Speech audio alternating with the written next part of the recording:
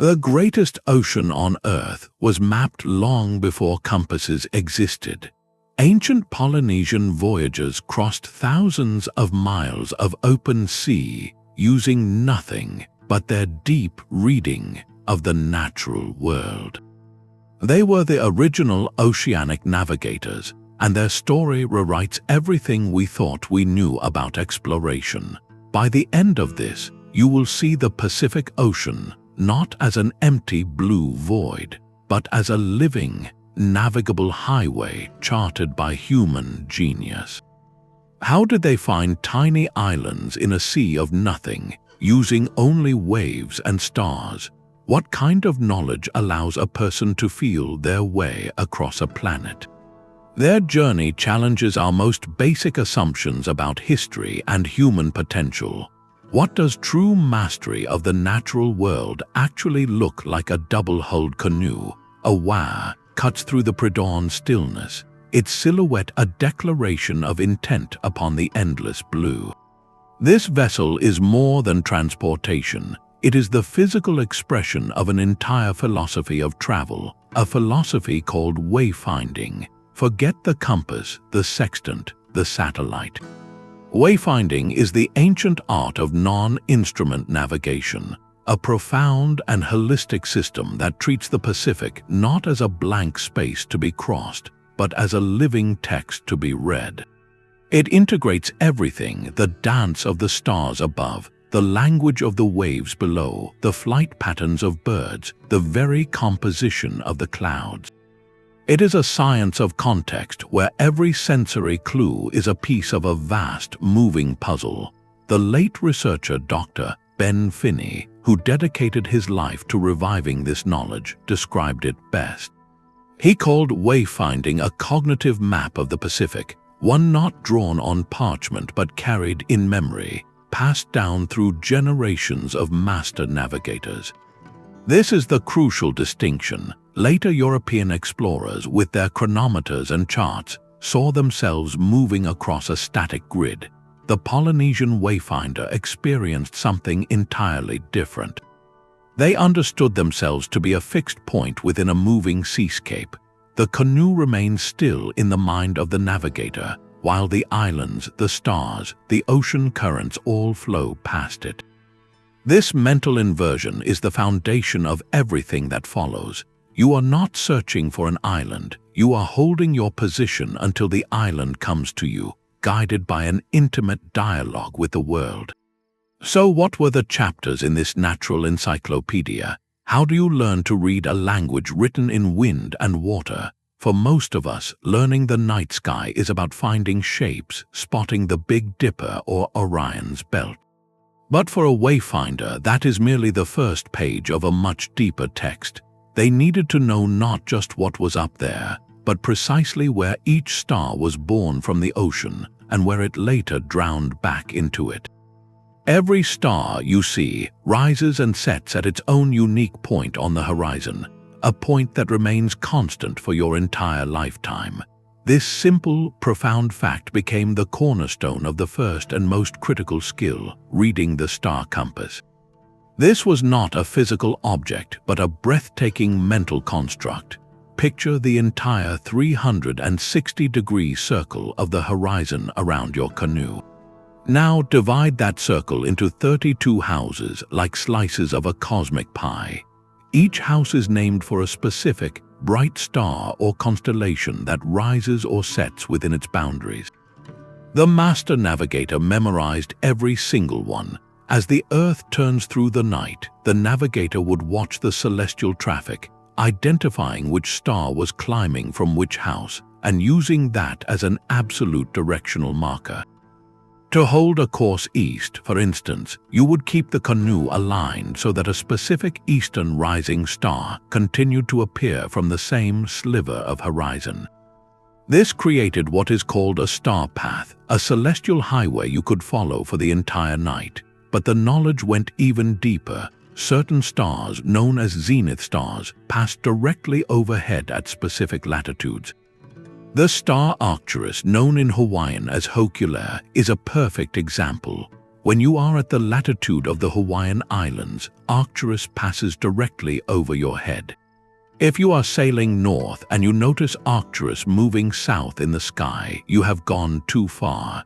It is a celestial landmark written in the fabric of the universe itself.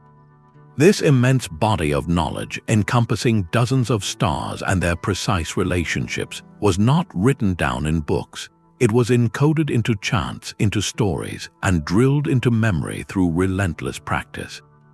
The late master navigator Piailug, who would later teach this art to a new generation, carried this star compass in his mind with a clarity that defied modern understanding.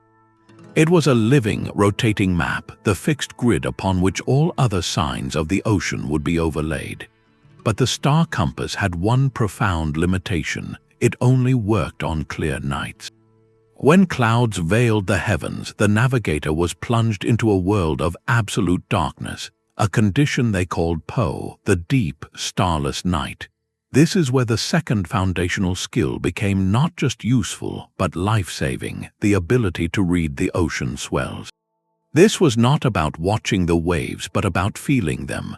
The master navigator would often sit or lie in the hull of the canoe, eyes closed, tuning their entire body into the vessel's rhythmic motion. They were listening to the deep, resonant pulse of the sea itself. The ocean is not a chaotic jumble of waves. Beneath the surface chop created by local winds, there are massive, organized swells that travel for thousands of miles, generated by distant weather systems and the steady trade winds. These are the ocean's steady heartbeat.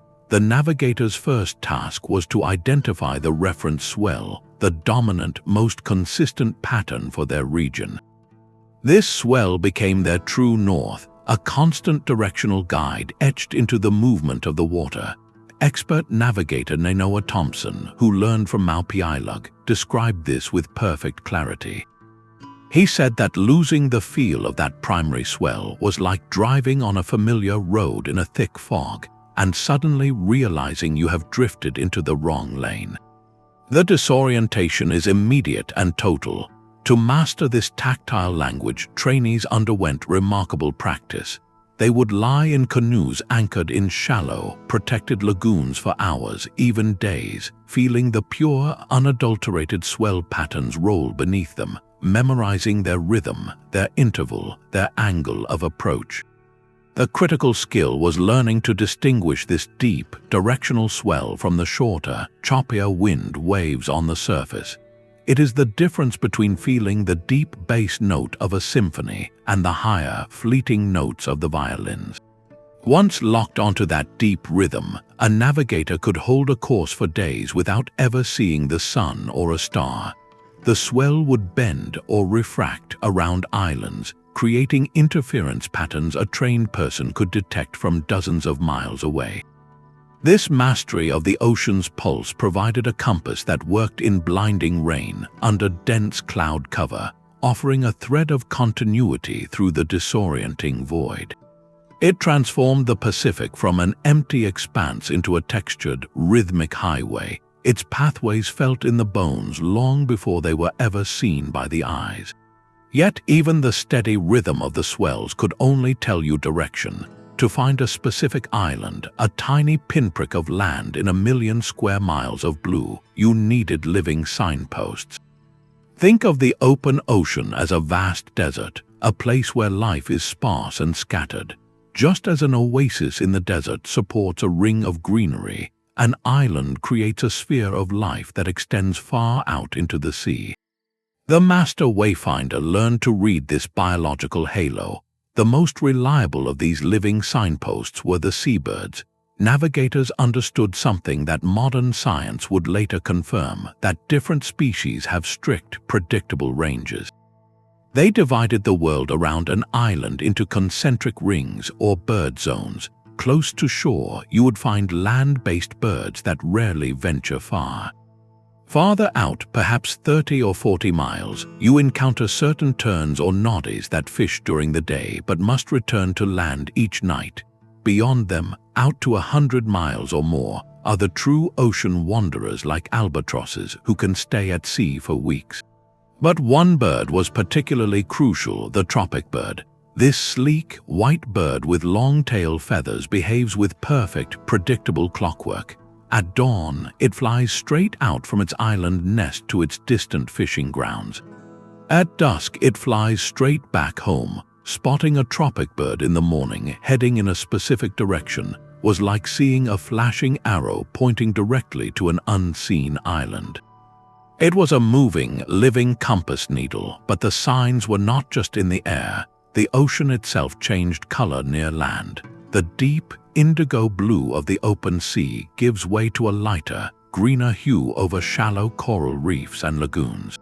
Navigators watched for these subtle shifts in the water's palette. They observed the clouds too, a stationary, puffy cloud that seemed stuck in one part of the sky, especially on an otherwise clear day, often forms over the warm air rising from an island's landmass.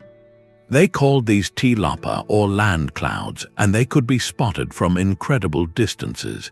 Even the life in the water provided clues. The gathering of certain types of drifting seaweed or the presence of coastal fish species far from shore hinted at a nearby landmass. There is even a phenomenon described by some navigators, a faint, subsurface flickering light in the water at night, like underwater lightning, that was believed to reflect off distant reefs. Each of these signs, the flight path of a single bird, the tint of the water, the shape of a cloud, was a single word in a vast, dynamic sentence. The navigator's genius was in assembling all these words in real time, constantly updating their mental map with every mile traveled. This was not a static chart, but a living dialogue with a responsive world. This entire celestial and oceanic library existed without a single written word. The navigator's mind was the archive, a living memory palace of the Pacific, and the only keys to its vaults were sound, rhythm, and sacred story. The survival of wayfinding for over a millennium depended entirely on a profound and sophisticated oral tradition. Every star course, every swell pattern, every description of an island's approach was encoded not in books, but in chants, in songs, in epic genealogies that traced lineage back to the gods themselves. This was data transmission of the highest order, wrapped in layers of cultural meaning. The individual at the heart of this system was often a single, revered figure, a poet-priest navigator. This person was not merely a technician of the sea. They were the keeper of history, the composer of chants, the spiritual intermediary who understood that the knowledge of how to sail was inseparable from the knowledge of why we sail and who we are. The ethnographer and sailor David Lewis, who sailed with these last traditional navigators, marveled at the sheer volume of information they carried. He documented men who could recite from memory the star courses for hundreds of voyages between islands, detailed lists of island sequences for long journeys, and poetic yet precise descriptions of sea marks, the unique visual signatures of each landfall. How could a human mind hold so much? The answer lies in the genius of the mnemonic devices woven into the culture. Complex navigational sequences were set to specific, unchanging rhythms. The names of stars were embedded in creation myths, so that reciting the story of the gods also recited the map of the heavens. The learning process itself was a sacred ritual, often conducted under strict tapu or sacred restrictions. A student might learn while secluded or while performing specific ceremonies, binding the practical knowledge irrevocably to spiritual and cultural duty. This framework did more than just preserve facts. It protected the knowledge's integrity and its context. You could not learn the star chant without also learning the responsibility that came with it, the duty to your community and to the ocean itself. This cultural vessel ensured that the science of wayfinding was never just a collection of tricks, but a complete philosophy of existence, passed from one mind to the next across the generations through the power of voice, memory, and profound respect. But all this profound knowledge, the star compass and the swell language, would have remained a beautiful theory without the physical key that unlocked the Pacific, the voyaging canoe itself. Picture a vessel unlike any other, a twin-hulled craft known as a voka or wakolua. From a distance, it was an awe-inspiring sight, two sleek hulls, each carved from a single massive log, connected by a sturdy platform and crowned by a towering sail of woven pandanus leaves. This was not a small fishing boat, it was a transoceanic ark capable of carrying dozens of people, their plants, their animals, and all their supplies for a voyage that could last for months. The genius of its design lay in its elegant solutions to the brutal problems of the open ocean. The dual hulls provided exceptional stability, preventing the catastrophic capsizing that would doom a single hull in towering swells. They also created a vast, flat platform for living and storage, a floating village. The hulls themselves were masterpieces of selective forestry, shaped from giant breadfruit or koa trees, their curves honed by adzes to slice through the water with minimal resistance. Nothing was nailed or bolted. Every component, from the crossbeams to the decking, was lashed together with miles of meticulously braided coconut fiber cordage. This might seem like a weakness, but it was the design's secret strength. In the fury of a storm, a rigid, nailed ship can be shaken apart by the sea's violent twisting. A lashed canoe possesses a vital flexibility. It can bend and groan with the waves, absorbing stresses that would shatter a rigid frame, then return to its true shape. It was a vessel built not to fight the ocean, but to dance with it. This engineering philosophy evolved over centuries, from the simpler outrigger canoes used for inter-island travel to the grand, seagoing colonizing vessels that were the spaceships of their age.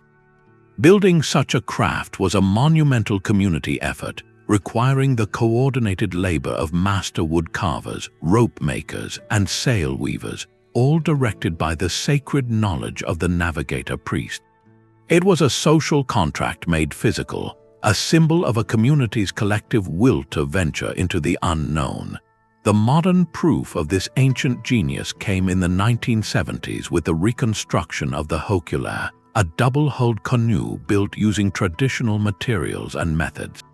When it successfully sailed from Hawaii to Tahiti in 1976 using only wayfinding, it silenced generations of skeptical historians who had doubted such voyages were possible. The canoe was far more than transport. It was a self-sufficient floating island. On its deck, families lived, children were born, and traditions were maintained. It carried precious cargo of taro shoots, coconut sprouts, and breeding pairs of animals, everything needed to seed a new life on a distant shore.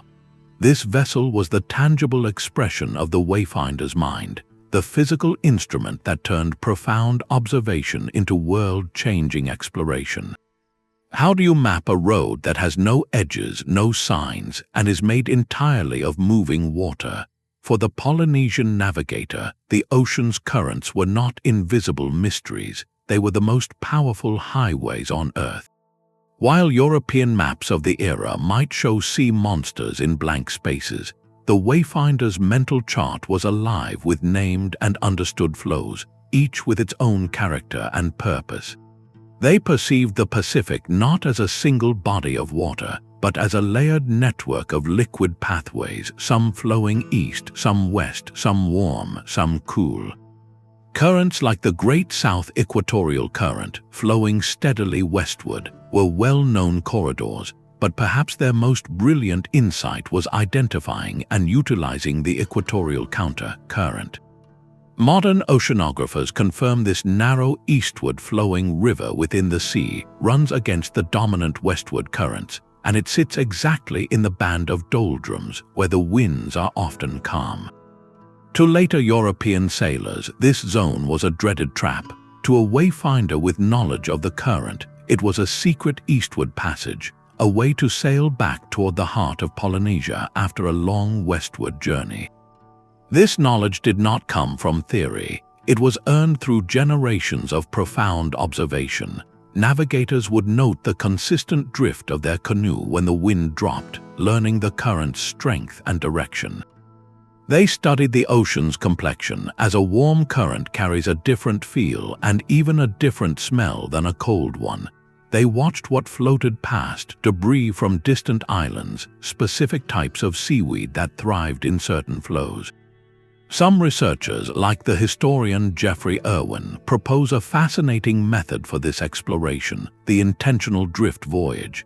This was not being lost, it was a deliberate act of discovery. A navigator might set sail with the known westward current, then, to test a theory, intentionally pause in a zone, perhaps an atoll, to wait for a seasonal wind shift.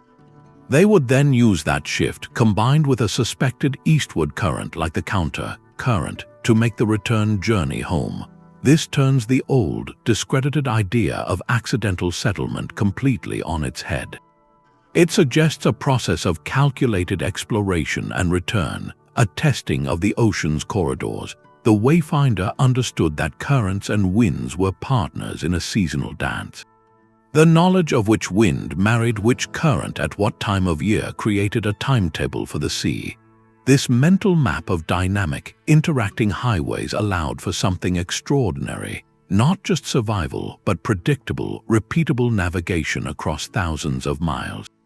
It was the final piece of a navigational system that saw the ocean as a structured, intelligible place, a system so complete it could guide a people to the most remote islands on the planet.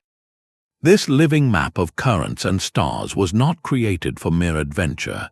It was the engine behind the most ambitious migration in our species' story, a deliberate pulse of discovery that filled the largest ocean on Earth with human life. The journey begins not in the open Pacific, but in the islands of Southeast Asia with a people we call the Lapita. Around 3,500 years ago, these master seafarers made a monumental decision. They pointed their canoes east, venturing beyond the sight of any land, into the vast unknown we now call remote Oceania. Their calling card, left on beaches from the Bismarck Archipelago to Samoa and Tonga, is a distinctive, intricately patterned pottery. Finding a shard of this pottery on a distant shore is like finding a signature in the sand, a clear archaeological footprint saying, "We were here." As they sailed, their language evolved, branching like a family tree. By tracing the roots of modern Polynesian languages back through time, linguists can reconstruct the pathways of their ancestors, confirming the story told by the pottery. This was no haphazard drift. It was a sustained, generational project of exploration and settlement, a slow, eastward pulse of humanity moving from island to island, each new generation pushing the boundary of the known world just a little farther. The true zenith of this expansion, however, came later as their descendants, the Polynesians, achieved the impossible. They set their course for the three farthest corners of the Polynesian Triangle, the most remote islands on the planet. First, to the north, they found Hawaii, a chain of volcanic peaks rising from the deep sea over 2,000 miles from the nearest continent. Then, to the southeast, they reached Rapa Nui, Easter Island, a solitary speck of land surrounded by a moat of empty ocean over 1,000 miles wide. Finally, to the southwest, they made landfall in Aotearoa, New Zealand, a vast, temperate landmass unlike any tropical island they had ever known. Each of these voyages represents a navigational triumph of almost incomprehensible scale. Take the voyage to Aotearoa. The prevailing winds and currents in that part of the Pacific flow from east to west. To reach New Zealand from central Polynesia, likely from the Society Islands, navigators would have had to sail against these dominant patterns for much of the journey. This was not an accident. It was a deliberate strategy, a demonstration of supreme confidence. They knew that if they needed to return, the west wind would be at their backs, a guaranteed highway home. This reveals a mindset not of desperate flight, but of calculated exploration with a built-in return ticket. Finding Rapa Nui, however, may be the single most astonishing feat of wayfinding ever accomplished. Imagine searching for a single island that is only 15 miles across, in an ocean region where the nearest other land is over 1,000 miles away. It is like trying to find a single particular house in a country the size of Europe, with no roads and only the stars to guide you. The navigational challenges are staggering. Yet they found it. How? The leading theory suggests they used a method of expansion sailing, moving from the Marquesas Islands to the Tuamotu atolls, then using those as stepping stones to probe ever farther east.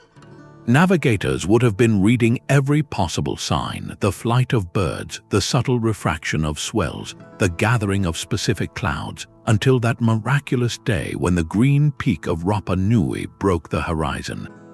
This was not luck. It was the culmination of centuries of refined knowledge, a testament to a culture that viewed the ocean not as a barrier, but as a connective web waiting to be traced. This great pulse of settlement, spanning thousands of years and thousands of miles, was a deliberate act of world-building. It was the process of using a deep, living science to weave a tapestry of life across the blue wilderness, filling the Pacific with the sounds of new homes. Yet the rhythm of this great migration was not a constant drumbeat. After the triumphant settlement of the farthest islands, a profound and puzzling silence fell over vast stretches of the Polynesian world. For centuries, the long-distance voyaging canoes that had been the lifeblood of connection simply stopped making the epic journeys. This is the Great Polynesian Hiatus, a historical pause that whispers a mystery across the ocean. Why would a culture built on exploration, whose very identity was woven from seafaring, suddenly turn its gaze inward? In places like Aotearoa, New Zealand, the evidence is stark. After the initial settlement waves around the 14th or 15th century, the tangible links to the ancestral homeland of Hawaii seem to fade from the archaeological record. The distinctive voyaging canoes, those floating arks, are no longer built on that scale. The knowledge of how to sail the specific star paths back to central Polynesia appears to slip from common practice. This was not a sudden forgetting, but a slow turning away from the sea. So what happened? Historians and climate scientists point to a confluence of powerful forces. One compelling theory involves a shift in the very highways they depended on: the wind. The period known as the Little Ice Age, a time of cooler global temperatures between the 14th and 19th centuries, likely altered Pacific wind patterns and storm frequencies. The predictable trade winds that had served as reliable engines for eastward exploration may have become less dependable or more dangerous. A voyage that was difficult but calculated in one climatic era could become a lethal gamble in another. At the same time, the societal calculus was changing. Founding a new colony required a massive investment. An entire community's labor and resources focused on building the great canoe and stocking it for a one-way journey.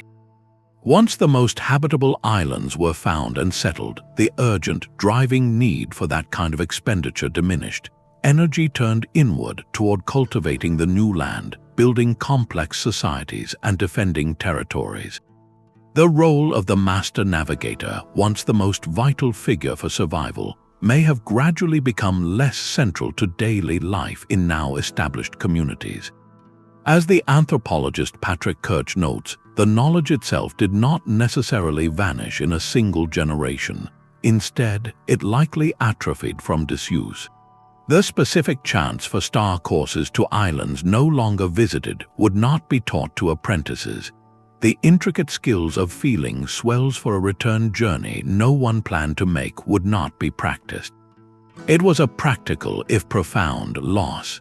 In this view, the knowledge was not erased but allowed to recede, like a path in the forest that slowly grows over when people stop walking it. This period of relative isolation had a profound creative consequence, however. Cut off from constant contact, each island group began its own unique cultural journey. The Maori of Aotearoa developed their rich traditions around a cool, temperate land full of new materials like greenstone. The Rapa Nui people carved their monumental moe in solitude. The Hawaiian society developed its complex kapu system and land divisions. The hiatus, then, was not an age of ignorance but an age of deepening roots. It was a time when the scattered seeds of the Great Migration grew into distinct and magnificent forests, each adapting uniquely to its soil.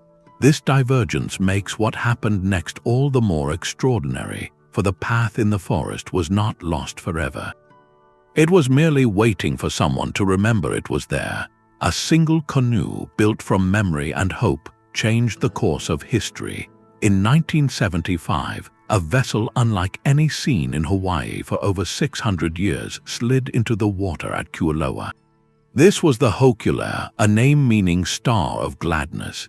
Its creation was an act of defiance against a dominant historical narrative that dismissed Polynesian ancestors as lost drifters, accidental discoverers of their own homeland. The vision came from artist Herb Kane, a man of Hawaiian and European descent who poured his research and soul into detailed paintings of the ancient voyaging canoes. He dreamed of building one not as a museum piece but as a living vessel to sail. He found a partner in anthropologist Ben Finney, who saw the project as the ultimate experiment to test a theory: could traditional wayfinding really work? But a beautiful canoe is just a sculpture without the knowledge to sail it. The star compass had grown faint, the Swell language nearly silent across much of Polynesia. The revival needed a teacher, and that teacher came from a tiny island called Satawul in Micronesia. His name was Piailug. On his home island, the old ways had never died. Mau was a PWO, a master navigator initiated in the sacred traditions of his people, holding in his mind the living map of the Pacific. When he was asked to guide Hokule'a using only the stars, the waves, and the birds, he agreed. He saw a people who had lost their way, and he offered them the thread back. The voyage from Hawaii to Tahiti in 1976 was not a reenactment, it was a resurrection. With Mau as navigator and a crew of mostly Hawaiian volunteers learning as they went, Hokule'a set sail into the open ocean, leaving all modern instruments behind. For 31 days, Mau stood on the deck, reading the night sky and feeling the ocean's pulse. He taught the crew to watch for the golden plover, a bird that migrates from Alaska to Tahiti, using its flight as a guide. When they finally saw the lush peaks of Tahiti rising from the sea, it was more than a successful landing. It was a thunderous answer to centuries of doubt. The voyage proved beyond any academic argument that the ancient journeys were deliberate, skilled, and brilliant. The arrival in Papeete was met by over half the island's population, 17,000 people weeping with a joy that shook the harbor. They were not just celebrating a canoe's arrival, they were witnessing the return of their own pride. This was the spark that ignited a Pacific-wide cultural renaissance. The success of Hokule'a sent a powerful current through an entire generation. Suddenly, the language, the chants, the carving, the dances were not relics of a forgotten past, but vital tools for the future. Young Hawaiians, Maori, Tahitians, and others saw that their ancestors were not primitive, but were in fact the greatest navigators the world had ever known. The revival was about more than sailing, it was about healing a fractured identity. It replaced a story of shame with a story of awe, proving that the deepest knowledge could sleep for generations and still awaken when called. The revival of wayfinding had a single, indispensable heartbeat, a man named Piailug. He was not a scholar reconstructing a lost art from books, but a living library whose pages were written in the stars and the sea. On his tiny home island of Satawul in Micronesia, the ancient knowledge had never been broken.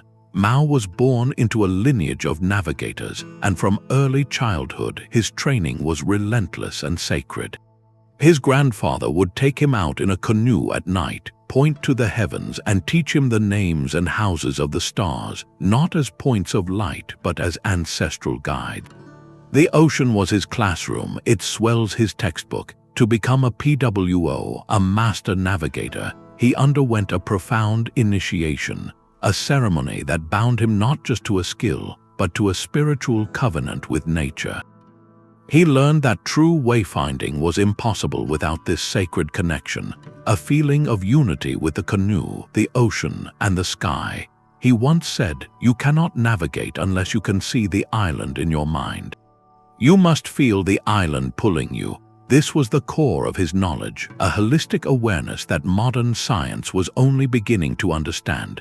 For decades, Mao carried this immense responsibility alone on Satawal. He watched as younger generations turned toward modern conveniences, and a deep, quiet worry settled within him. He feared the art would die with him, that the star compass he held in his mind would be lost forever, closing the final chapter on 1,000 years of human genius. So when the call came from Hawaii, from people who had lost their way but were desperate to remember, he saw not an intrusion but a profound duty. He made a conscious, generous decision that broke with tradition to share the sacred secrets of his people with strangers. He would give the knowledge away so it could live. His arrival in Hawaii was a culture shock for everyone. Mao spoke little English and his students knew no Carolinian. They communicated through gesture, through drawing in the sand, through the universal language of pointing to the sky and the sea. The challenges were immense. He was trying to teach an intuitive, embodied science to people who had grown up with maps, GPS, and a very different relationship to the natural world. He had to break down concepts that for him were as natural as breathing. He would sit with his most dedicated protege, a young Hawaiian named Nainoa Thompson, for hours under the night sky. Nainoa recalls Mao's teaching method. He would not just name a star, he would have Nainoa watch it for an entire night, to see its full journey from rising to setting, to feel its place in the turning dome of heaven. The lessons were as much about patience and humility as they were about navigation. Mao was not just transferring data, he was planting a seed in a different soil, hoping it would take root. His faith was rewarded. Nainoa Thompson, through years of devoted study, began to internalize the knowledge. He learned to read the subtle differences in ocean swells, to memorize the star compass, to see the signs. In 1980, for the first time in centuries, a Hawaiian would navigate a voyaging canoe from Hawaii to Tahiti without instruments, using only the reawakened art. When Hokule'a made landfall, it was the culmination of Mao's incredible gift. He had not simply taught a voyage, he had reignited a lineage. By choosing to share what was most precious, Mao Piailug ensured the star compass would not be extinguished. He transformed it from a fading light on one isolated island into a beacon for an entire ocean of people, guiding them not only across the water but back to themselves. Nainoa Thompson's journey began not on the ocean, but in a profound sense of absence. He was a young Hawaiian man looking out at the same sea his ancestors had mastered, yet he could not read a single line of its vast living text. The knowledge of the star compass had been silent for generations. When he first stepped aboard Hokule'a as a young crew member, it was not as a navigator, but as a student seeking a connection that history had severed. His apprenticeship under Mao Piailug was an act of cultural and personal reclamation, a bridge being built across 600 years of silence. Mao spoke a language of intuition and feeling, of ancestors and sacred bonds. Nainoa, educated in Western schools, thought in terms of charts, coordinates, and scientific cause and effect. The initial challenge was monumental, a clash of two worldviews. Nainoa had to learn to quiet his analytical mind and develop a different kind of intelligence, one based on sensory awareness and deep memory. He spent countless nights on the ocean, lying on the deck, memorizing the star paths until they became as familiar as the streets of his hometown. He learned to distinguish swells by feeling the canoe's motion in his body, not by reading an instrument. Yet, Nainoa's genius lay in his synthesis. He realized that to teach this reborn art to a new generation of Hawaiians, he needed to create a bridge language. He respected the sacred, traditional Carolinian star compass taught by Mao, but he also integrated modern Western star names and basic astronomy. This created what he called the Hawaiian star compass, a modern teaching tool that used familiar reference points like Polaris or the Southern Cross as gateways to understanding the deeper, traditional houses of the horizon. It was a pragmatic and respectful adaptation, ensuring the core principles of wayfinding could be widely learned without diluting their power. His training program became famously rigorous, blending ancient methods with modern safety. Apprentices had to memorize the rising and setting points of over 200 stars.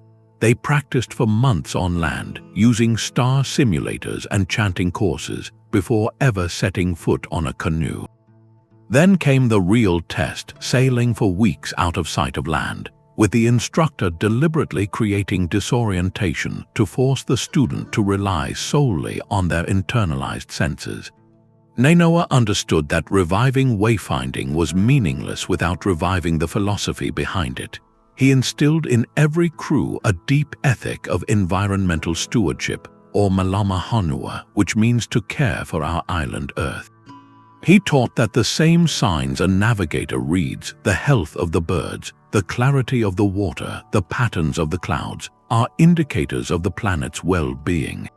This ethos reached its ultimate expression when Nainoa, as president of the Polynesian Voyaging Society, conceived and navigated for the Malama Honua worldwide voyage. From 2014 to 2017, Hokule'a and her sister canoe Hikianalia sailed over 40,000 nautical miles, visiting 23 countries and hundreds of ports. This was not a voyage of conquest but of connection, sharing a message of planetary care and indigenous wisdom with the global community. Nainoa Thompson, the student who became a master, demonstrated that ancient wisdom is not a relic to be preserved under glass. It is a living, adaptable system. By blending the sacred knowledge of Mao with the tools of the modern world, he transformed wayfinding from a lost art into a navigational chart for the future, proving that the most vital compasses still point us toward responsibility, understanding, and home. The Malama Honua worldwide voyage was a promise made to the ocean. In 2014, Hokule'a and her sister canoe, the Hawaiian-built Hikianalia, left Hawaiian waters not to retrace ancient routes but to chart a new one for the modern world. Their mission was in the voyage's very name, Malama Honua, a call to care for our island Earth. For 3 years, these twin-hulled ambassadors would sail over 40,000 nautical miles, visiting 23 countries and nearly 100 ports. This was no reenactment of past glory. It was a deliberate act of global conversation, using the most powerful symbol they possessed, the voyaging canoe itself, as a floating classroom for planetary stewardship. Navigating this journey required a breathtaking fusion of ancient and modern wisdom. While the core principles of wayfinding remained unchanged, the crews now faced oceans their ancestors had never sailed: the Atlantic, the Mediterranean, the Indian Ocean. The star compass still worked, for the same stars wheeled above every sea.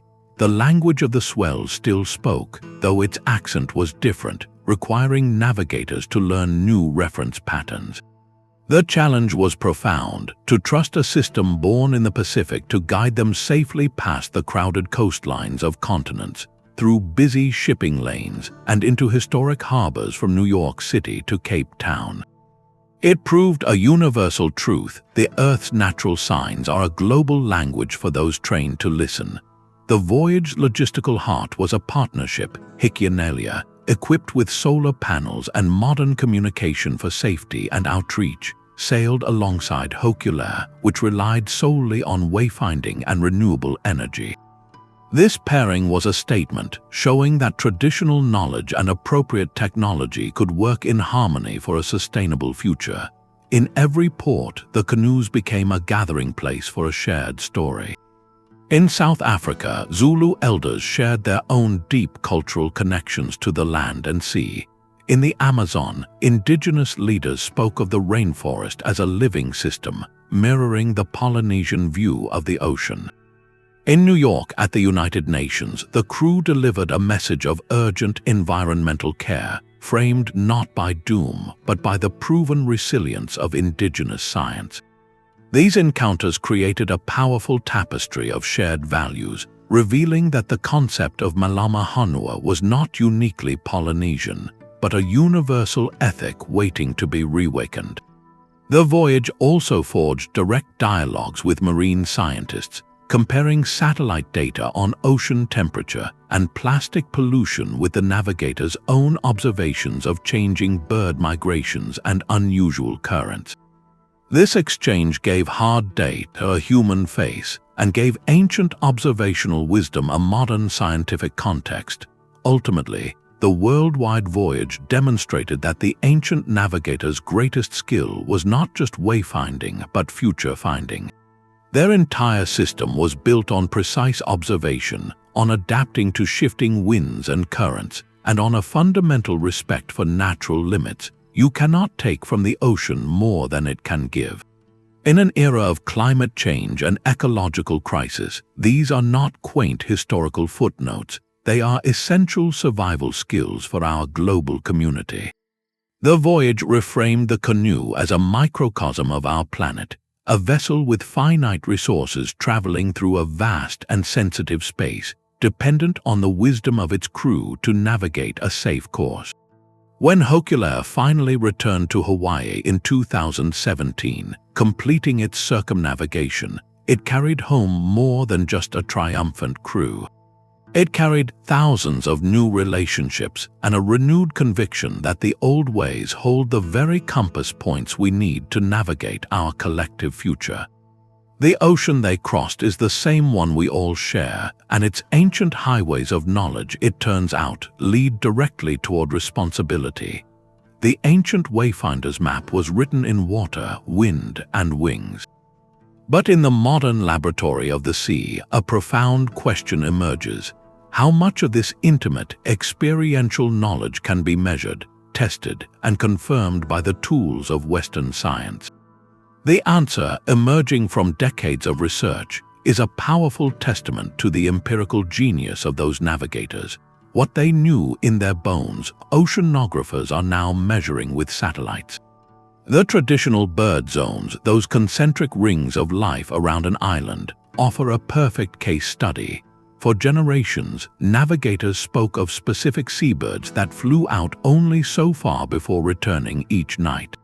Modern researchers like Dr. Gary Volker, who studied the foraging patterns of terns and noddies in the Pacific, found something remarkable. Using tiny tracking devices, they mapped the birds' daily journeys. The data revealed a clear, consistent limit, a radius of about 30 to 50 miles from their nesting sites, beyond which they simply would not go. The navigators' empirical zones passed down through chance were not estimations, they were precise biological facts. This validation extends into the very physics of the ocean.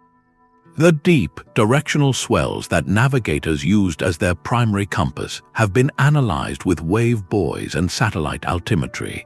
These instruments confirm the existence of consistent, long-distance swell trains, generated by storms thousands of miles away, that march across the Pacific with reliable direction and period.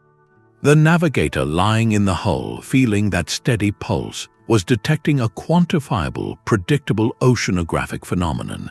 Their ability to sense the refraction of these swells around islands, creating a detectable interference pattern, aligns with our modern understanding of wave dynamics.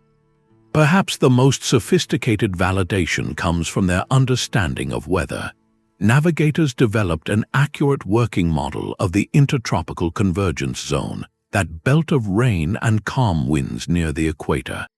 They knew its seasonal migration, when it would bring rains or when it would shift to create favorable sailing conditions. This knowledge, essential for timing voyages, demonstrates a deep, long-term observation of climatic patterns that modern meteorology now charts with satellites.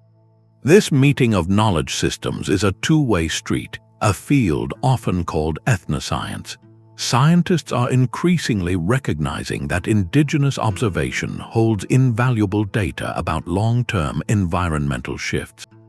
The Navigators detailed mental records of current strengths, fish spawning times, and bird behaviors accumulated over centuries, can offer insights into climate change that instrument records, only a few decades long, cannot provide. This synergy does not diminish the sacred nature of the traditional knowledge. Instead, it elevates it.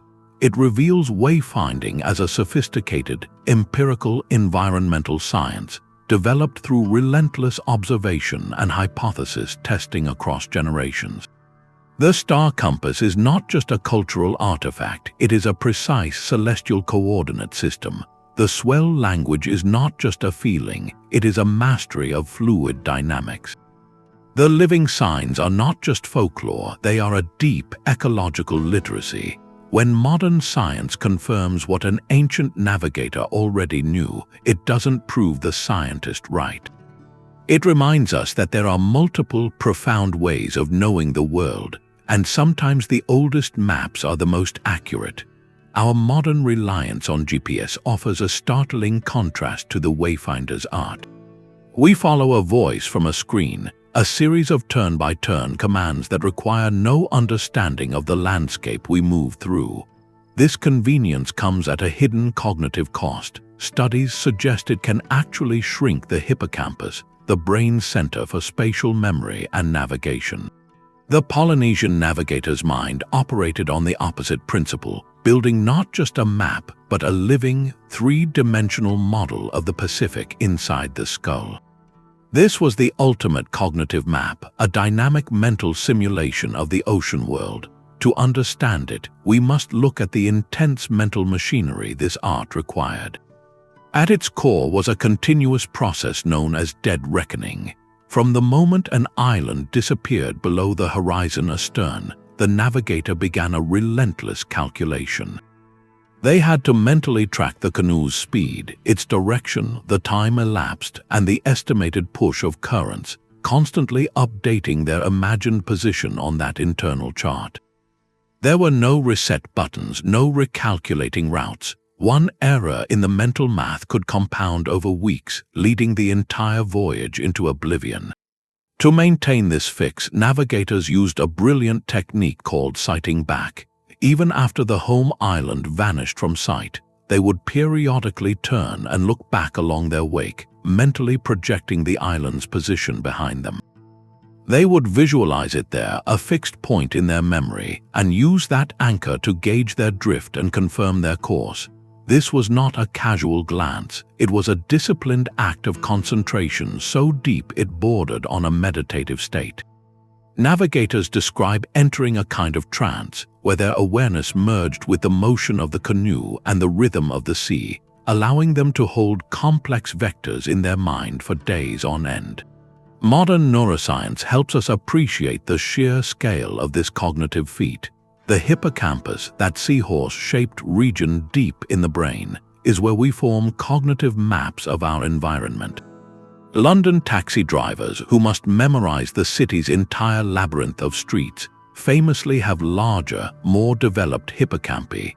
The training of a master wayfinder, starting in early childhood and involving the memorization of thousands of stars, currents, and sequences, would have sculpted this brain region in extraordinary ways. They were not just remembering facts, they were constructing and manipulating a vast, fluid spatial model in real time. This explains why the training was so rigorous and began so young. A child's brain is remarkably plastic, capable of absorbing the complex patterns and relationships that form the language of the ocean. They learn through stories, through chants, through direct experience in canoes, layering this knowledge into their neural architecture year after year. The art of wayfinding, therefore, was as much a discipline of the mind as of the sea. It demanded a fusion of memory, intense focus, and an almost preternatural sense of embodiment, feeling oneself as a fixed point within a moving universe. This cognitive masterpiece, built star by star and swell by swell, stands as one of humanity's most profound demonstrations of what the unaided human mind is truly capable of achieving.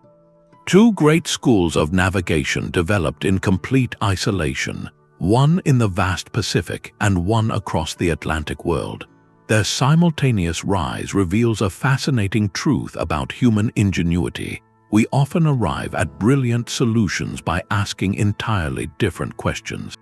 The Polynesian wayfinder and the European ship's captain were both trying to solve the same fundamental problem: how to cross immense stretches of ocean and know where you are. Yet their approaches, their tools, and their very philosophies of the sea could not have been more distinct.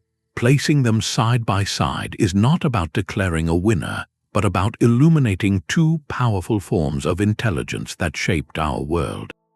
On one side, a model of deep integration with the living environment.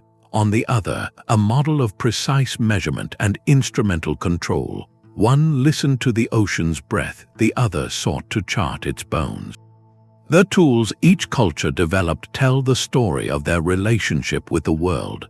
For the Polynesian navigator, the primary instrument was the human body itself, trained to extreme sensitivity.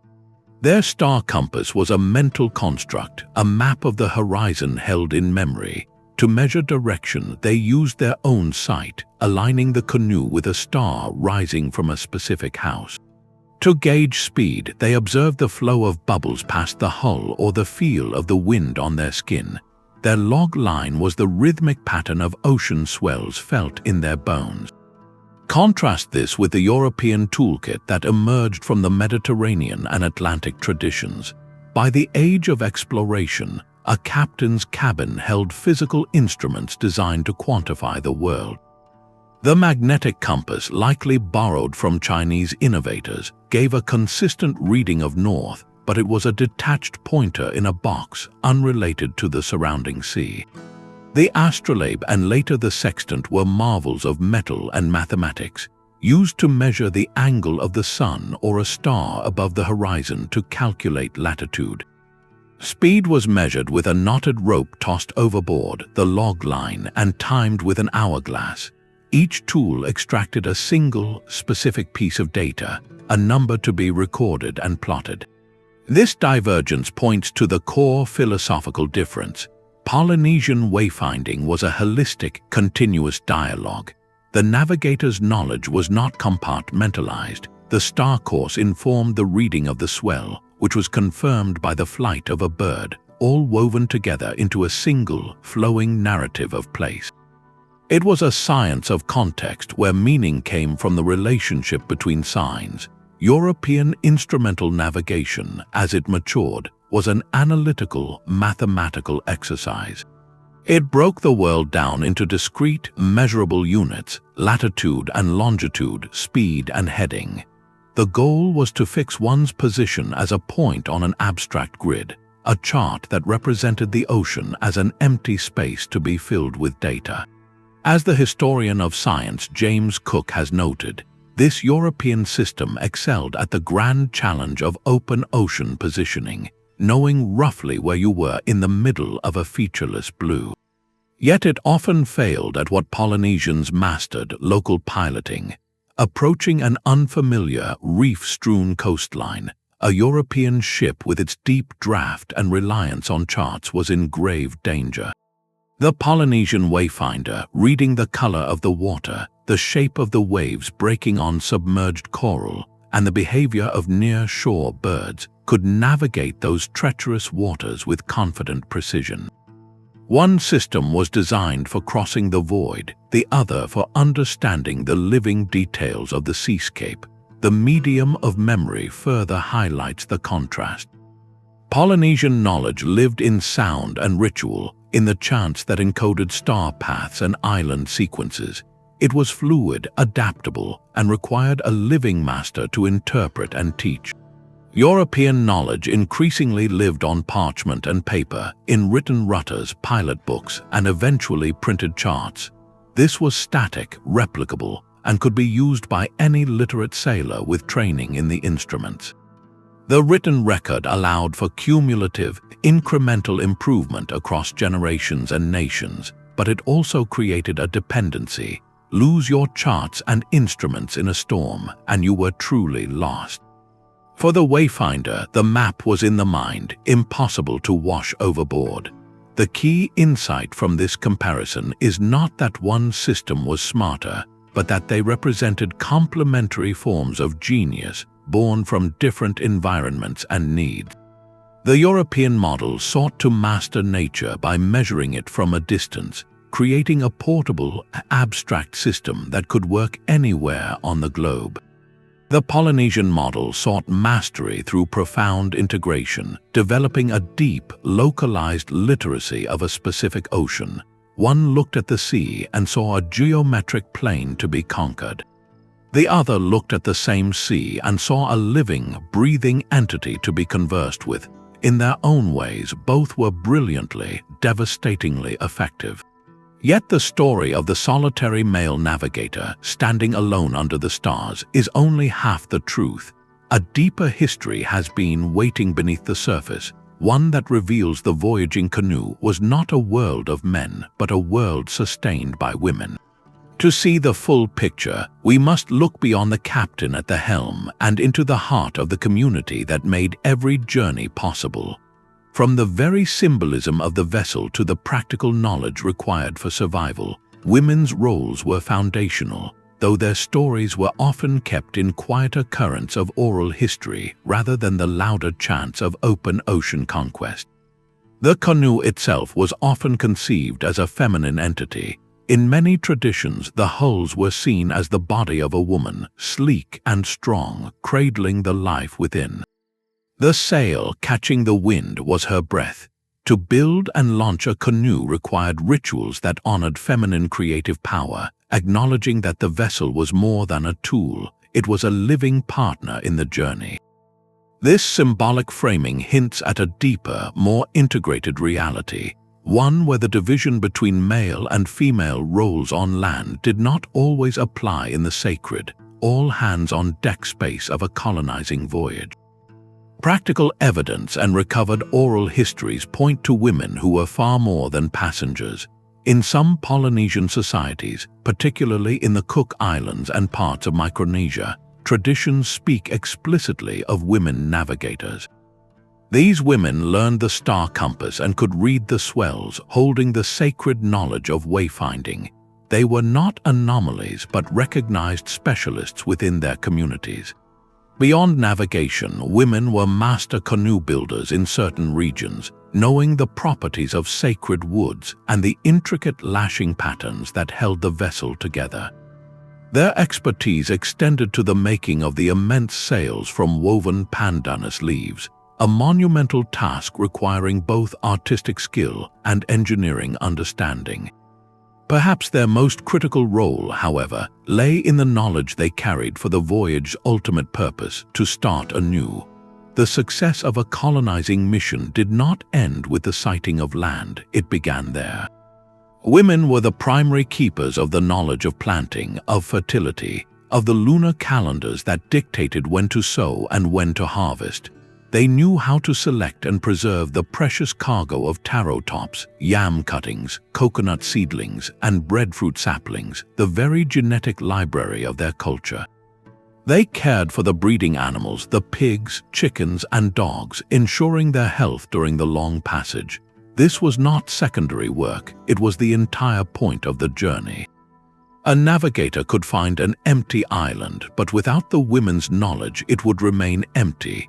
Their role made settlement possible, turning a landing into a home. Spiritual authority also rested with women in vital ceremonies. Before a voyage, rituals were performed to ensure the protection of the crew and to ask for the favor of the ancestors and ocean gods.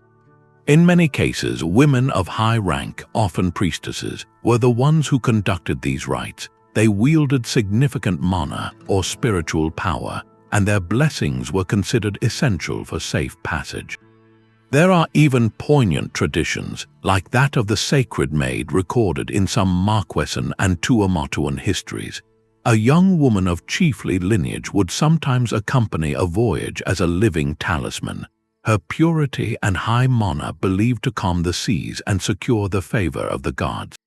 Her presence underscored the idea that the canoe carried the spiritual future of the people, a future embodied in its women.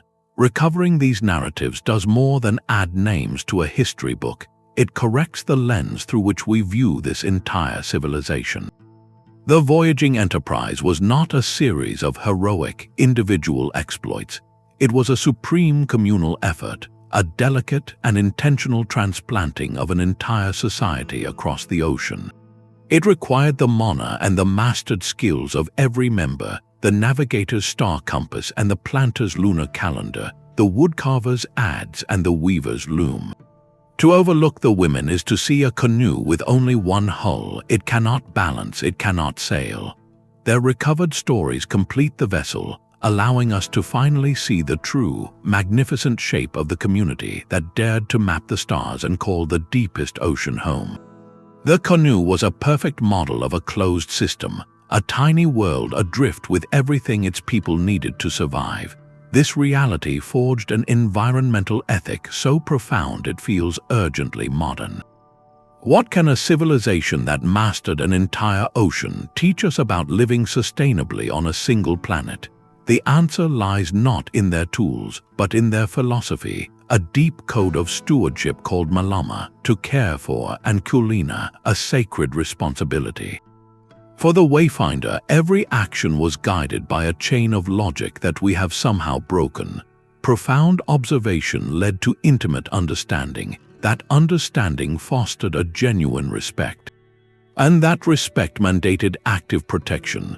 You cannot navigate by the stars without understanding their patterns, and you cannot understand those patterns without feeling a connection to the larger cosmos they inhabit. This was a science rooted in relationship, not extraction. On the long voyages, resources were strictly finite.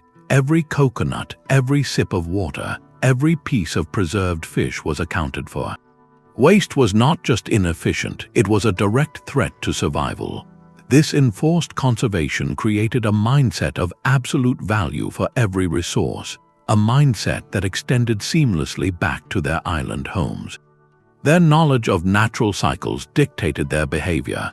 They knew the precise seasons when specific fish came to spawn in the lagoons. To take those fish during spawning would be to destroy future generations, and so they did not. They knew the nesting seasons of the seabirds that guided them. To disturb those nests would be to silence a future navigational sign, and so they protected them. Harvesting was governed by kapu, sacred restrictions, which were essentially ecological management plans designed to prevent overfishing and allow ecosystems to recover.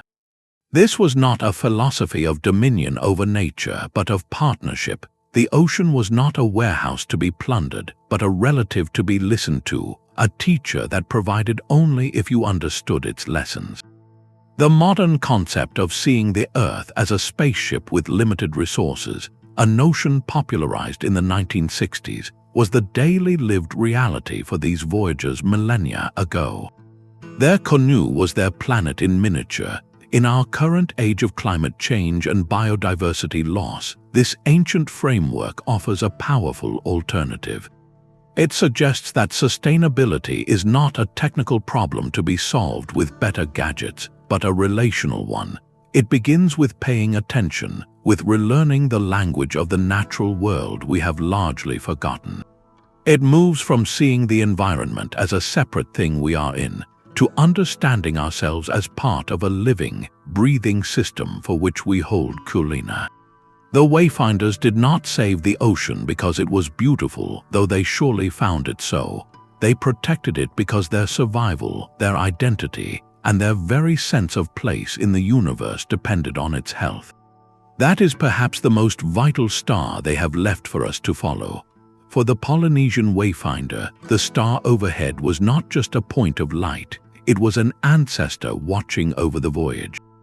The ocean swell was not merely a physical force, but the breath of a deity. This was the critical, inseparable layer of their genius, the mythic framework that wrapped the hard science of navigation in sacred meaning and psychological armor. Their world was not divided into the practical and the spiritual. It was a single, animated reality where every natural sign carried a name, a story, and a consciousness. To understand the star compass, you first had to know the genealogy of the heavens. To read the ocean, you needed to know the temper of its gods. This fusion was not a decorative belief system. It was the operating system that made the terrifying expanse of the open Pacific navigable in the deepest human sense. It transformed the sea of darkness from a void of pure fear into a realm populated by known, if powerful, beings with whom one could negotiate. At the heart of this mythic ocean were two pivotal figures. There was Moi, the beloved trickster demigod found across Polynesia.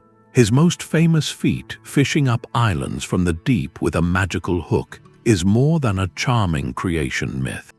It is a profound statement of origin and identity, explaining the very land they sailed toward, and embedding the idea that islands are not random, but are anchored places drawn up from the ancestral deep. Then there was Kanaloa, the great god of the ocean, of deep currents, and of the creatures of the sea. He was both benefactor and potential adversary. A calm, fruitful ocean reflected Kanaloa's favor, while a sudden storm or a lost course could signal his displeasure. Navigating was in part an ongoing dialogue with Kanaloa, requiring respect, proper ritual, and keen observation of his moods expressed through the water and sky. The myths themselves were sophisticated data storage devices, an epic chant about a hero's voyage to the underworld, the realm of the ancestors, might not be merely symbolic. Researchers suggest such stories could encode specific, memorized star courses used for long journeys to the west, the direction traditionally associated with the setting sun and the land of the dead. The names of stars were woven into these narratives, so that reciting the story of the goddess Hina fleeing to the moon also meant tracing the path of important celestial markers. This made the knowledge unforgettable, binding essential navigation data to the most sacred and emotionally resonant stories of the culture. Before any canoe ever touched the water, a series of intricate rituals set the voyage within this sacred context. Priests and priestesses would make offerings, chant genealogies to invoke ancestral protection, and seek favorable omens. The canoe itself was blessed, its parts often named for parts of the body of a god or a revered ancestor. These ceremonies were as vital as checking the lashings. They were a psychological and spiritual launching, aligning the human endeavor with the will of the cosmos. Once at sea, the sacred protocol continued. There were strict taboos or kapu governing behavior. Certain foods might be reserved for the navigator alone to maintain his ritual purity. Speech was often restricted to essential commands to avoid offending the spirits of the ocean with careless words. In a sudden storm, the crew didn't just battle the waves. They performed specific chants and made offerings to appease Kanaloa or to call upon Maui to lasso the sun and calm the winds. This spiritual toolkit managed the profound psychological terror of the open ocean. When you are 1,000 miles from land, surrounded by a roaring darkness, believing you are utterly alone is a recipe for paralyzing dread. But if you believe you are in a known realm, surrounded by ancestral presences and gods whose language you understand, the terror transforms into a formidable challenge. The wave is not mindless violence, it is a message from Kanaloa. The guiding star is not a cold ball of gas, it is the eye of an ancestor. This world, you provided immense courage, a deep-seated resilience that no purely technical skill could ever supply. It meant the navigator was never truly alone, and the ocean was never truly empty. Every ripple on the water, every shift in the wind, was part of a continuous, sacred conversation, making the greatest wilderness on Earth a place where a human being could not only travel, but meaningfully belong. But the evidence of these voyages is not found only in pottery shards or star paths. It is woven into the very words people spoke, a linguistic trail that leads us back across the waves. From the greeting aloha in Hawaii to kia ora in Aotearoa, the connections are unmistakable. These languages, scattered across thousands of miles of ocean, belong to a single, vast family known as Austronesian. This is one of the world's largest language families, and its spread tells a story as clear as any map. By comparing these modern tongues, linguists can perform a kind of historical archaeology, tracing the branching of words back through time to reconstruct the migration routes of the people who carried them. The method relies on a simple, powerful principle. Languages change in predictable ways over generations. Sounds shift, words evolve or are replaced, but a core vocabulary often remains. By systematically comparing words across many related languages, scholars can work backwards, reconstructing the ancestral language, what they call Proto-Polynesian. This is the linguistic blueprint from which all modern Polynesian languages grew. The process is like listening for a familiar melody played on different instruments. The tune remains, even if the notes sound slightly different. For instance, take the word for star or planet. In Hawaiian, it is hoku. In Samoan, it is fetu. In Maori, it is wetu. The relationship is clear, a shared root that has shifted slightly in each isolated island community over the centuries. This single word, carried in the chants of navigators, became a fingerprint left on every shore they touched. But the linguistic trail offers more than just confirmation of connection.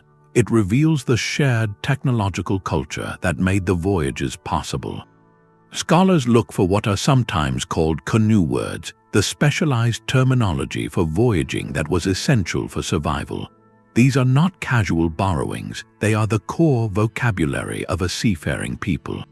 Across the Polynesian Triangle, the words for key parts of the canoe, like the hull, the sail, the paddle, and the outrigger, show striking similarities. The same is true for the language of navigation itself. Terms for specific stars, for swells, for steering, and for reading the signs of land. This shared technical lexicon is profound evidence. It tells us that when the first settlers arrived on a new island, they did not arrive as people who had forgotten the sea. They arrived as masters of it, bringing with them not just the physical design of the canoe, but the entire intellectual framework for building, sailing, and navigating it. Their language was a living archive of open ocean technology. The branching pattern of the language family tree also helps date the Great Migrations. As groups split off and sailed to new islands, their languages began to evolve independently. By calculating the degree of difference between, say, Tahitian and Maori, linguists can estimate how long ago those communities lost direct contact. These estimates beautifully align with the archaeological record, painting a coherent picture of sequential settlement. The language acts as a clock, ticking slowly through sound changes, marking the time since one community last shared a conversation with another. This linguistic evidence silences any lingering doubt about accidental settlement. You do not find this level of shared, complex terminology for a sophisticated craft by chance. It points to a sustained, deliberate tradition of voyaging that was central to the identity of these people. The words they used for the parts of their world, from the stars above to the hull beneath them, were heirlooms as precious as any seedling or tool. They carried these words across the greatest ocean on Earth, and in doing so, they left a map written not on parchment, but in the very breath of their descendants, a map we are only now learning to read in full. The open Pacific is a realm of breathtaking beauty and unforgiving violence. For every day of gentle trade winds and guiding stars, there was the ever-present threat of Mona's fury, the ocean's raw power that could erase a canoe and its dreams in an instant.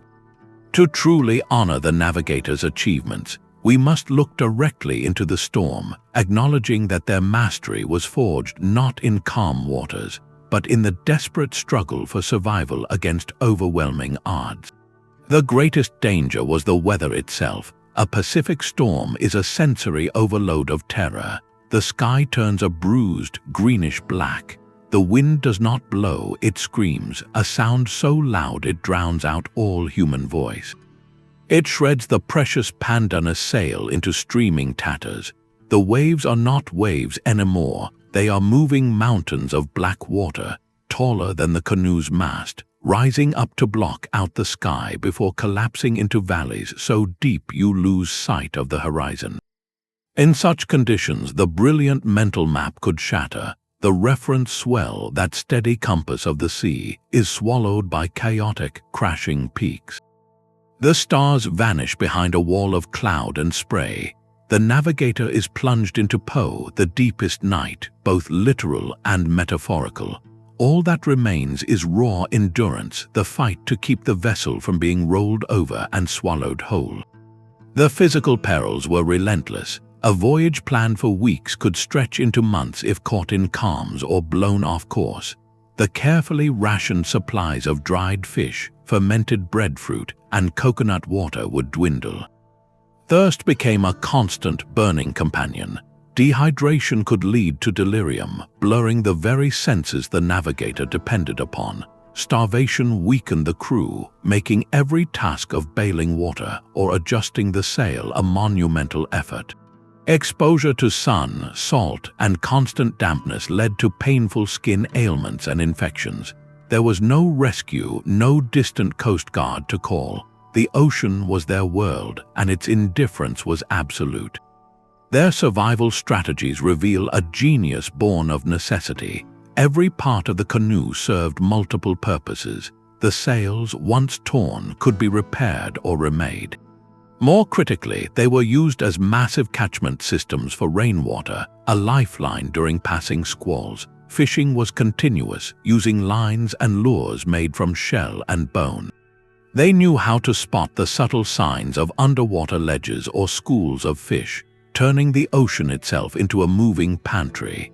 Navigators carried the knowledge of which fish were safe to eat and which were poisonous, and they understood the migratory patterns of larger prey like tuna. Psychological resilience was perhaps the most vital skill of all.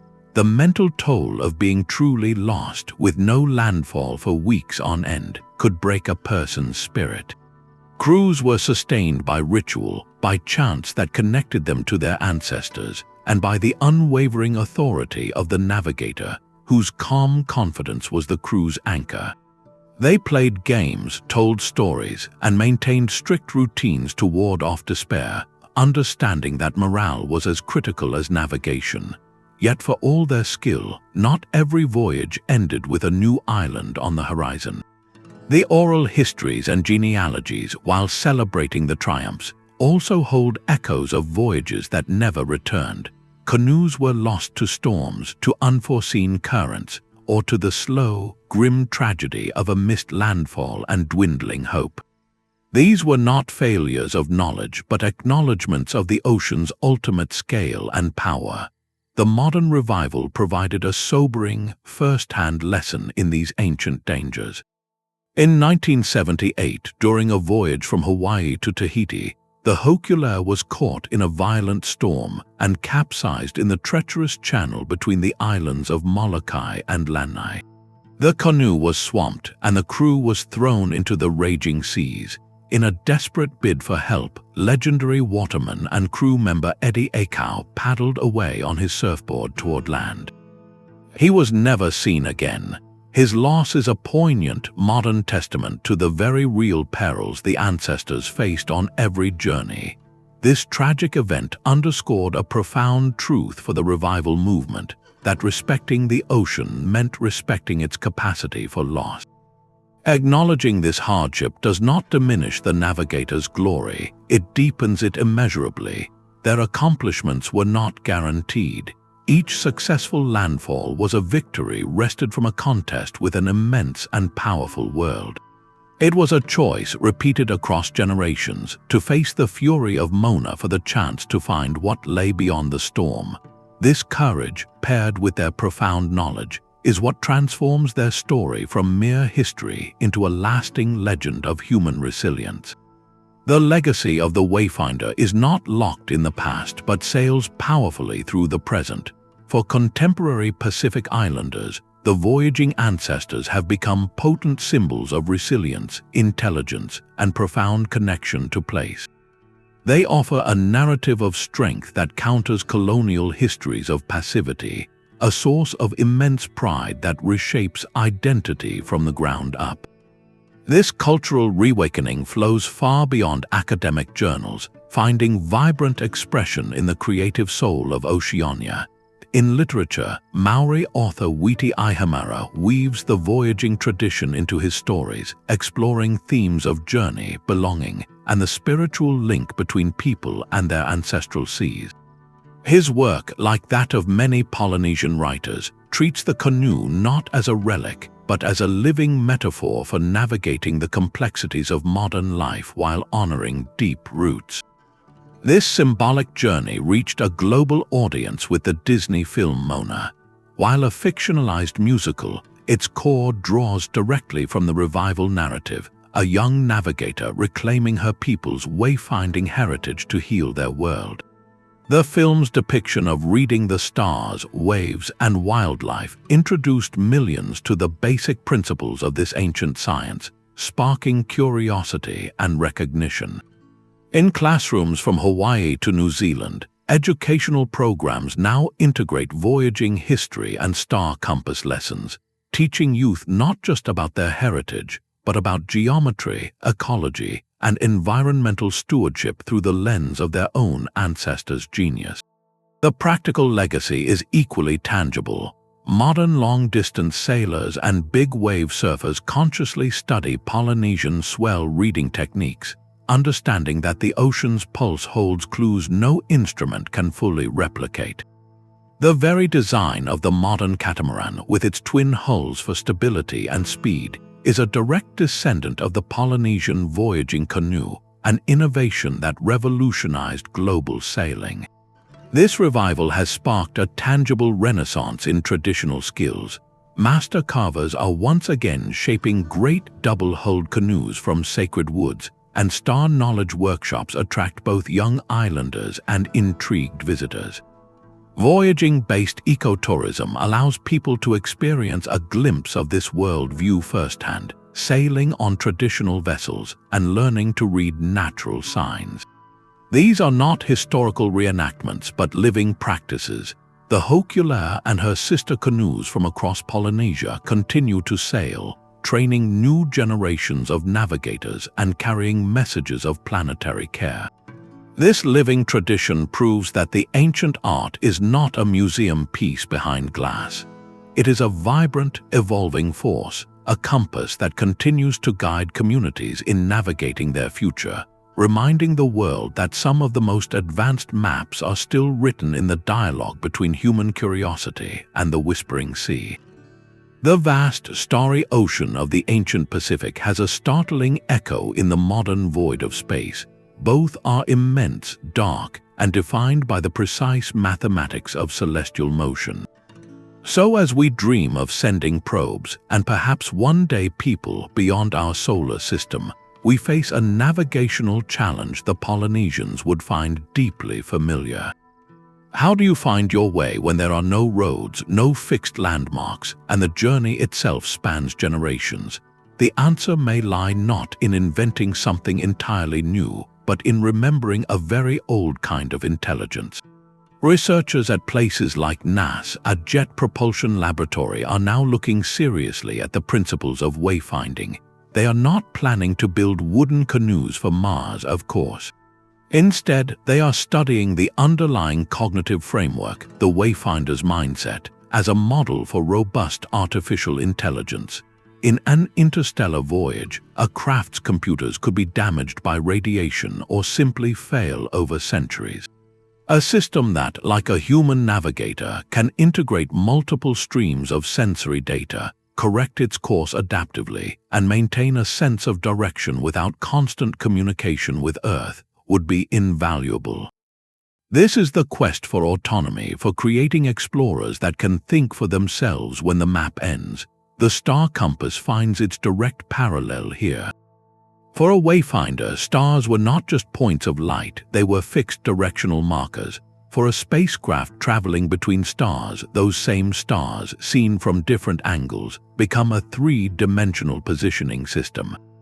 Just as a navigator used zenith stars to gauge latitude, a starship could use the apparent positions of nearby pulsars, the lighthouses of the galaxy, to triangulate its location. But the analogy goes deeper into the very fabric of space. Polynesian navigators read the ocean's currents, the hidden highways within the sea. In space, there are analogous currents, not of water, but of energy and force. The solar wind is a constant stream of particles flowing from our sun.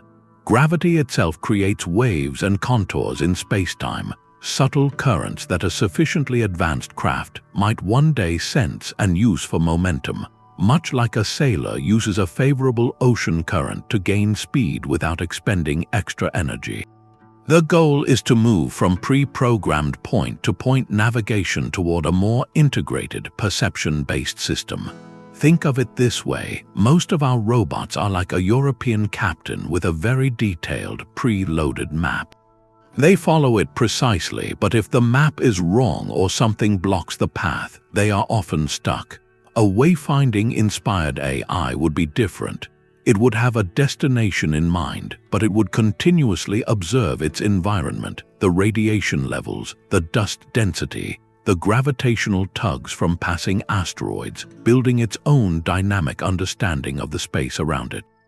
It would make decisions based on the holistic picture, not just a single sensor reading. This is about encoding resilience. The Polynesian system did not rely on a single tool, a compass that could fail.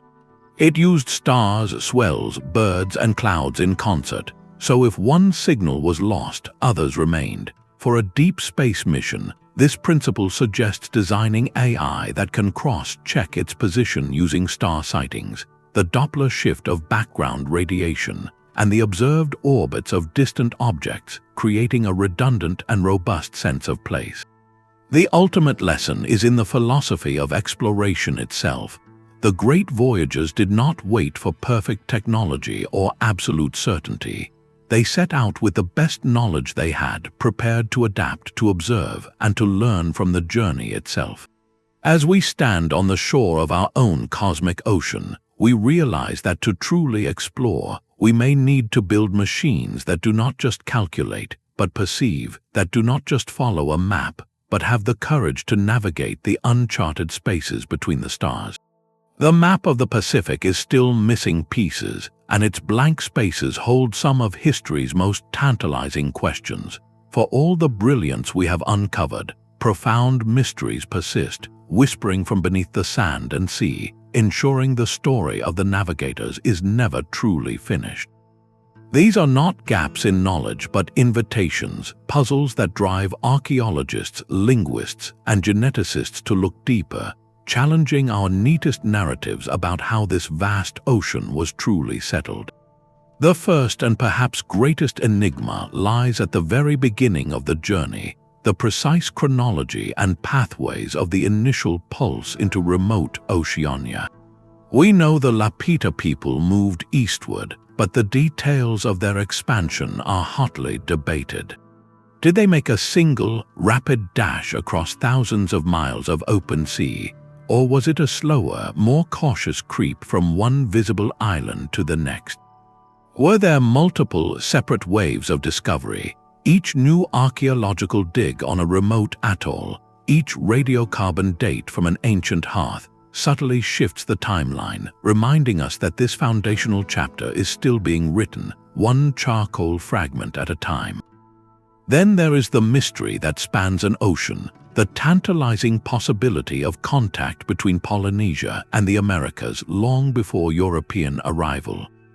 The evidence is compelling, yet enigmatic. The sweet potato, a staple crop native to South America, was found growing across Polynesia when Europeans arrived.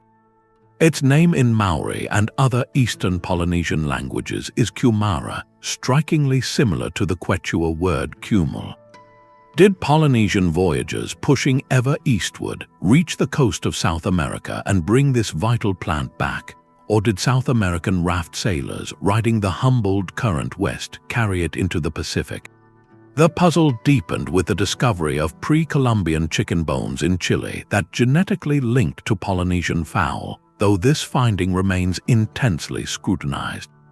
These are not just academic debates, they are clues to a potential transoceanic dialogue, a hint that the Navigator's web of connection may have been even wider than we ever dared to imagine. On the islands themselves, silent stone sentinels guard their own secrets. The great Mari temples of the Society Islands, the monumental Ahu platforms of Rapa Nui, and the sophisticated fish ponds of Hawaii are testaments to a complex society, but their exact ceremonial functions and the societal organization required to build them are partially lost to time. Were the Mari primarily religious centers, political stages, or astronomical observatories? Likely, they were all three, but decoding their specific uses requires piecing together fragmentary oral histories with the hard evidence of archaeology. The methods of construction themselves are a marvel, involving the movement of multi-ton stones without the wheel or draft animals, a feat of communal engineering and will that still inspires awe and curiosity. To solve these puzzles, researchers are now employing tools the ancient navigators could never have conceived. DNA analysis of ancient skeletal remains and modern populations is tracing the genetic pathways of the migrations with unprecedented clarity. Satellite imagery and LiDAR scans peer through jungle canopy to reveal hidden pathways and settlement patterns invisible from the ground.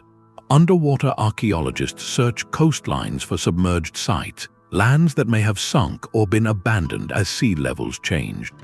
These techniques are not replacing the old stories, they are conversing with them, offering new data to interpret the chants and legends.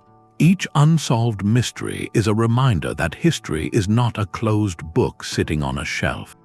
It is a living, breathing field of inquiry, where a single new discovery on a windswept beach or in a lab can rewrite our understanding of human courage and capability. The voyage of discovery did not end when the last great canoe was beached. It simply changed course, and we are all still learning to read the signs. Their story is a map drawn not on paper but in the human spirit.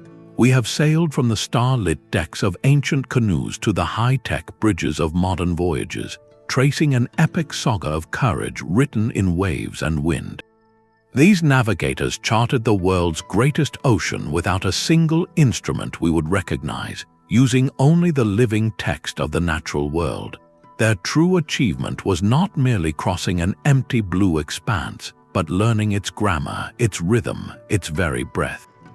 They mapped currents with memory, not ink, and built a partnership with the sea based on profound observation and respect. This reveals their most powerful legacy, which is not a physical chart of the Pacific, but a complete mindset. It is a way of thinking that integrates knowledge instead of separating it, that sees sustainability as the only logical path, and that meets the unknown not with fear, but with fearless, prepared curiosity. Today, we all face uncharted waters. Our global challenges, from the shifting climate to our dreams of distant stars, are vast and complex. In this new kind of navigation, the wayfinder's wisdom becomes a vital compass. It teaches us that the solutions we seek often lie not in dominating nature, but in learning to listen to it more deeply. It reminds us that resilience is built on community, on shared knowledge, and on the courage to set sail even when the horizon is empty.